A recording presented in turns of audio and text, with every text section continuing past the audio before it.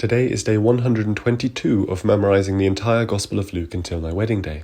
Today I finished chapter 21, which concludes Jesus' week of teaching in Jerusalem before Passover and his betrayal. And I noticed something that I didn't realize before, which is that in this week he spent every single night on the Mount of Olives, not just the night he was betrayed. Verse 37 says, "Each day Jesus was teaching at the temple, and each evening he went out to spend the night on the hill called the Mount of Olives."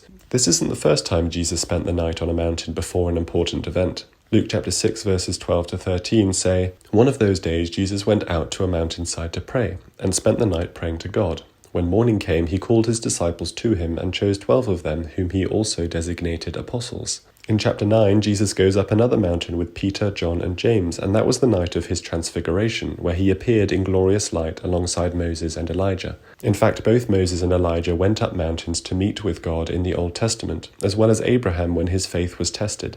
So it seems like mountains represent something significant, perhaps because they are high places, symbolically closer to the heavens and made of secure, unmovable rock. David writes in Psalm 121 verses 1 to 2, "I lift up my eyes to the mountains. Where does my help come from? My help comes from the Lord, the maker of heaven and earth." Jesus will continue this pattern by being crucified on a mountain, ascending into heaven from a mountain, and then we must be ready for his return when he comes back to the Mount of Olives, according to Zechariah's prophecy and the angel's confirmation to his disciples. Let's all be firm in our faith until that day comes. God willing, I will see you tomorrow, and God bless.